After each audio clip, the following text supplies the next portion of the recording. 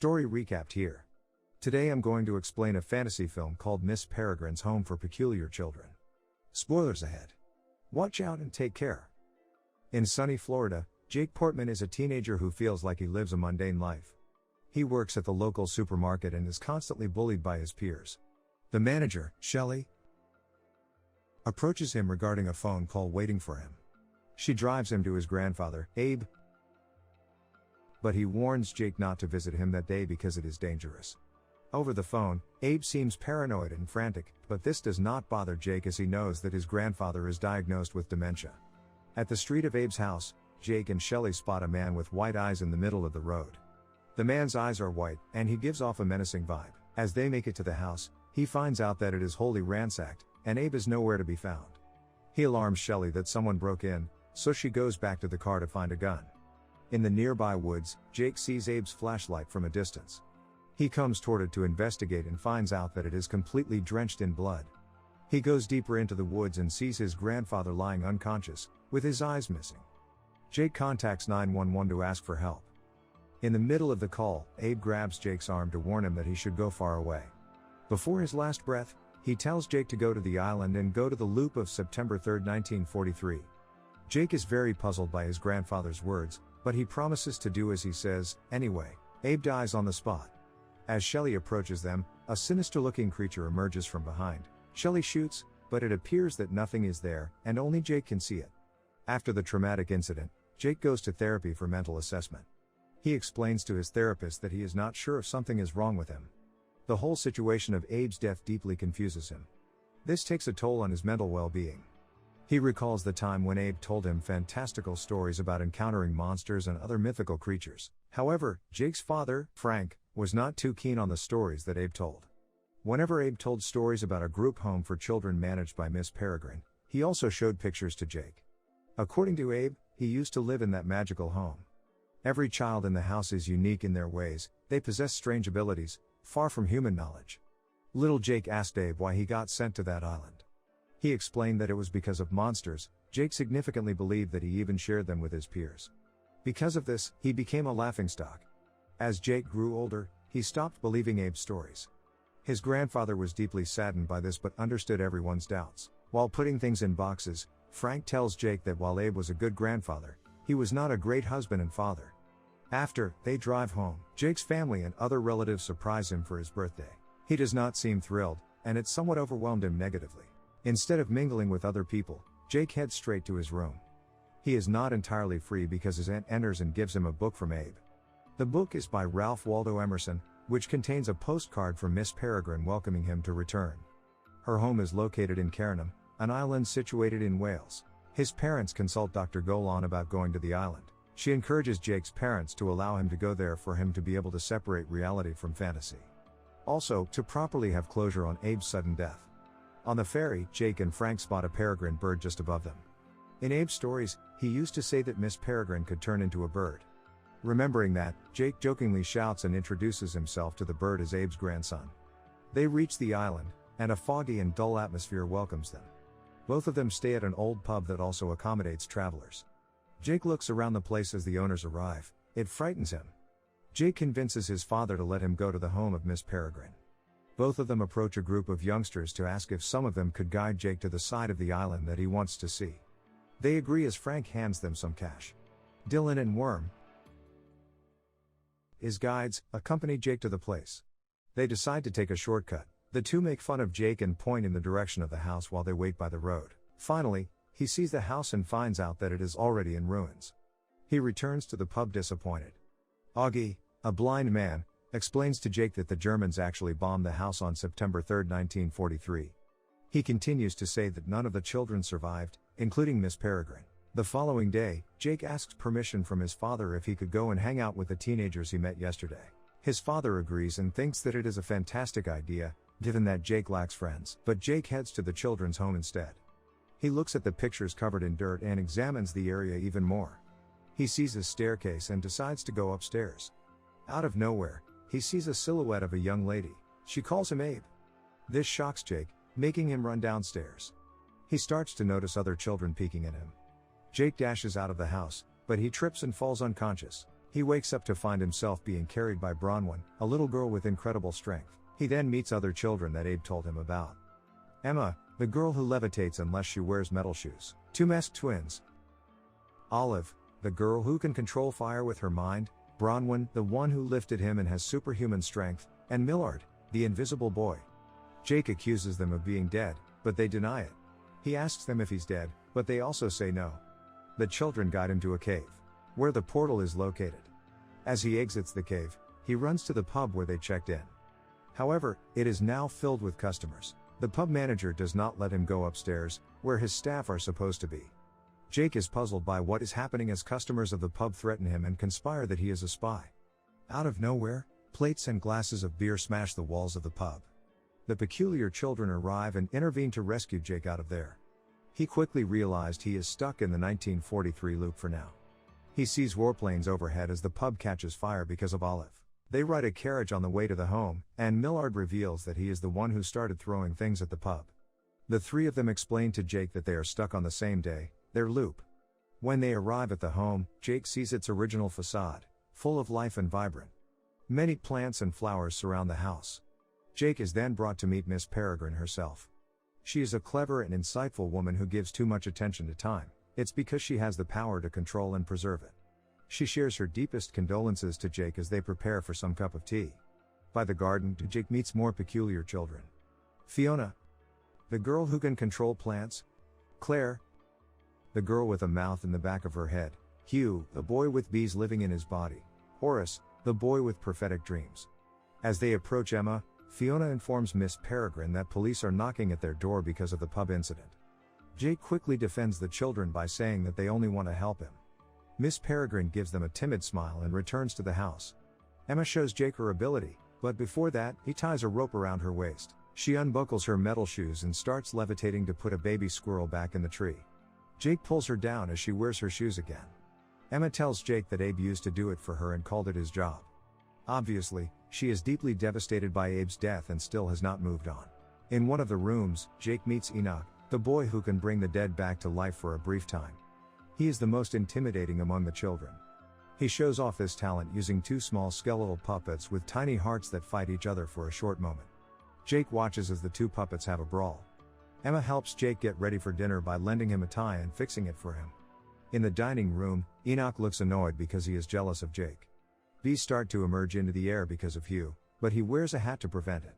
The children ask Jake what the future looks like, but Miss Peregrine interrupts by saying that they should not talk about the future.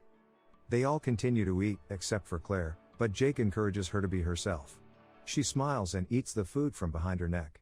Emma walks out after Enoch brings up Abe and how he left. Miss Peregrine receives a phone call from young Abe. In the living room, Horace's dreams are projected. Although it is primarily random, his dreams also predict the future. They see a woman being wheeled away by villainous men. He dreams of Emma and Jake sharing a kiss, which makes Miss Peregrine shut down the projector. They all head outside for the reset. They are stuck on September 3, 1943, during the World War II raids, moments before a bomb would drop on the house and kill everyone. They wear a mask and look at the planes overhead, waiting for the bomb. Before it could fall, Miss Peregrine sets the clock back to 24 hours earlier. They cannot live outside the loop, or else their years will catch up to them, and they will die. Emma brings Jake back to the cave. He shows her what a phone is. They take a picture together. Meanwhile, the bird then flies into the cave and hits the wall. Emma brings it back to the home to be treated. Jake walks back and sees his father looking for him all around. A farmer calls them over to ask about his sheep, who have all died mysteriously. They return to the room, and Jake finds a letter that Abe wrote to Miss Peregrine, which warns her about someone named Mr. Barron and tells Miss Avocet, another headmistress of a home peculiars, to create a new loop as soon as possible. Jake and Frank head to the beach and meet an ornithologist who researches rare birds. This discourages Frank from taking photos of birds, and he decides to stay in the room to sleep. This gives Jake a chance to sneak out. Miss Peregrine is treating the bird, who is truly Miss Avocet, the same woman seen in Horace's dream, and in Winebrine just like Miss Peregrine, which gives them an ability to turn into birds. Jake questions Miss Peregrine about Baron, but she avoids giving answers. He comes across Enoch and Olive. Enoch brings Jake over to Victor's room, Bronwyn's brother, who was killed by the same creature as Abe. His eyes are missing, and Enoch reanimates him like a puppet to scare Jake. He runs downstairs and sees the rest of the children about to go for their daily walks. Back in the home, Miss Peregrine visits Victor and gives him a motherly hug, even though he is now a lifeless body. Emma takes Jake to her secret hideout, which is a sunken ship deep beneath the ocean. Jake thinks that Emma would drown, but she didn't. She blows him an air bubble so he could breathe underwater and then blows the water out of the ship. The shipwreck is now completely dry. She brings out a box that Abe entrusted to her. Emma shows Jake photos of pale-eyed people, including Mr. Barron, whom Jake recognizes as the man outside Abe's house the night he died. She reveals that Barron is the leader of bad peculiars, and he hunts down loops in order to kill. Emma then tells Jake that he belongs to the peculiar world. He denies it and says that he is ordinary. To convince him, brings Jake to watch Miss Peregrine walk with her crossbow over by a spot with a chalk outline of a creature. She is trying to hunt down the beast that killed Victor. A tall, eyeless monster similar to the one Jake saw in the woods emerges, but it is only visible to him. Miss Peregrine shoots the gruesome creature with an arrow, and it falls perfectly into the outline. Emma realizes that Jake's peculiarity is being able to see these monsters. Back at the house, Emma brings Miss Peregrine her book to explain who these creatures are. She reveals that Barron and his cronies are Hollowgasts, a different group of peculiars that hunt the good ones to live beyond the loops and live forever. She continues to tell that Barron performed an experiment using Miss Avocet because of her powers, but it backfired and turned him and the other Hollows into monsters. They managed to return to their human forms by consuming the eyes of other peculiars, especially the children. The more eyes they eat, the more human-like they appear. This gives Jake the realization that Barron ate his grandfather's eyes. Miss Avocet awakens and has now taken her human form. Afraid that Barron will come after the children, Miss Peregrine decides it is time to leave and find a new home in Loop. Emma and Jake argue because he does not want to go with them to another loop. He decides to go back through the portal. Jake returns by the beach and finds Frank worried sick. Augie is found dead by the rocks with his eyes missing as if something attacked him. Jake realizes that he has to warn the peculiars. His father stops him and says that it is dangerous to roam around when a lunatic is at large. However, Jake runs into the cave, and the ornithologist follows him. Jake hears the man, and the man admits that he is also peculiar. He then takes the form and appearance of Dr. Golan before revealing himself to be Barron. He introduces himself and continues to say that he also saw Jake at Abe's home. He turns his hand into a blade and holds it to Jake's throat to make him do as he says. While the peculiar children pack their things to transfer to another loop, Barron forces Jake to take him to Miss Peregrine's home. Miss Peregrine opens the door and is worried about the well-being of the children. Barron comes in and orders the children to come to him. However, the children only listen to Miss Peregrine when she tells them to retreat for their safety, knowing that Barron is waiting for his hollow friend to go after them. Jake being able to see them is their only hope for survival.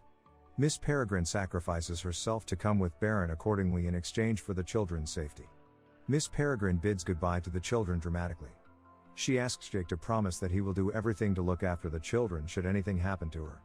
He nods, and she turns into a bird so that Barron may cage her.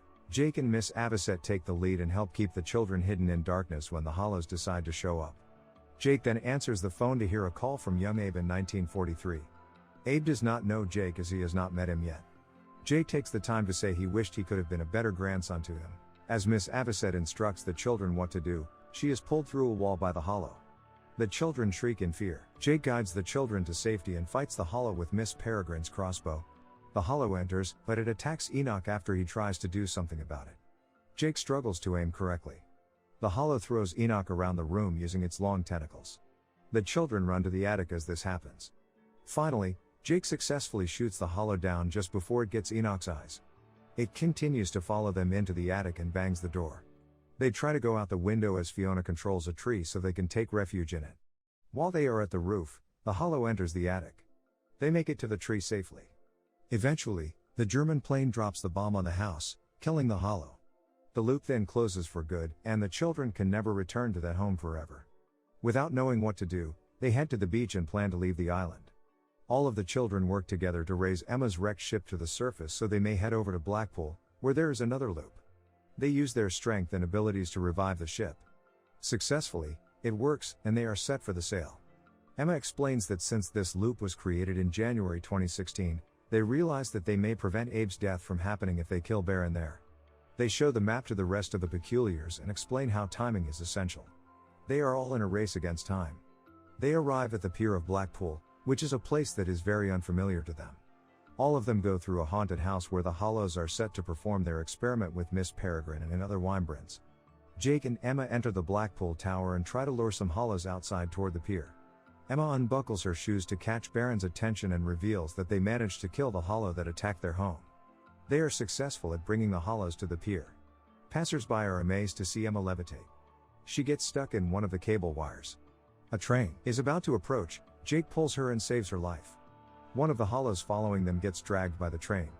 Once the Hollows reach the pier, the peculiar children fight back. They throw snowballs and cotton candy at the Hollows so they can be seen in broad daylight. Meanwhile, Enoch brings some skeletons to life, which chase the Hollows and start slaying and fighting them. This all happens while non-peculiar people can see them. The skeletons successfully bring multiple Hollows down in various ways. Bronwyn takes a horse off the merry-go-round and throws it at a Hollow, hurling him into the water. People start panicking as they exit the amusement park. All of them head to the Blackpool Tower in hopes of saving Miss Peregrine. The other children fight Baron and his two Hollow friends. Emma blows a strong wind toward Baron while Hugh lets bees out to attack the other Hollows. The female Hollow climbs the bars and starts throwing knives at the children as instructed by Baron. Meanwhile, Enoch attacks, but Baron manages to stop him. Olive also tries to set him on fire, but he knocks her down. After Jake misses a shot with a crossbow, Bronwyn throws a cinema chair at Baron to distract him for a while. Baron manages to take the crossbow as Horace tries to flash a bright light at him but fails. The male Hollow tries to freeze and drown Bronwyn under a pool of water, but Fiona stops him by throwing seeds at him. In a moment, it sprouts vines that wrap around and strangles him. On the way to the Wymbrins, Emma manages to bid time by blowing a strong breeze toward Baron again.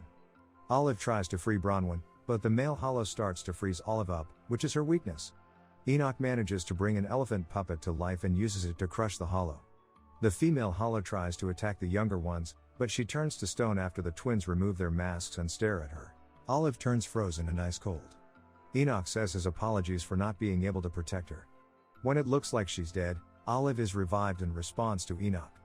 Exhausted for giving out too much air, Emma stops, making Baron able to function again. Jake frees the Wymbrins and angers Baron. The birds fly freely to find and create other loops to bring the children to safety. Emma and Enoch see Jake, but Baron also takes Jake's form to trick them. Now confused, Jake must prove that he is the real one. Both of them take turns in talking. One Hollow appears from behind. Jake is able to prove himself when he spots the last Hollow walking behind them. It attacks Baron and eats his eyes, thinking that it was Jake. They manage to take the Hollow down using a crossbow. The children then leave board the ship to stay within their loop, but Jake knows it means he cannot see them again. One by one, the Peculiars hug Jake as they bid farewell. Emma tries to console Jake that they will be safe now that Baron is gone. They hug each other, and Emma leaves. Abe checks his phone as the pier changes over time and as time loops. Upon returning to Florida, Jake goes by his grandfather's house and realizes that he is still alive. He tells Abe all about his experiences with Miss Peregrine's home and the children. Abe gives Jake his birthday present, the Emerson book. It contains a lot of money for his journey. He persuades Jake to go after the children as he belongs there. Jake runs on the docks to catch up to the children's ship. He finds Emma and explains that he went through different loops in different cities over different years. He went to multiple cities around the world to see her again. She stops and kisses him. As he joins them on their travels, Miss Peregrine flies overhead and stops at a tower. She finally finds the children and flies over to their ship to reunite with them again. Subscribe to watch more videos like this. Turn on notifications. And leave a like, it really helps the channel out. Thank you for watching.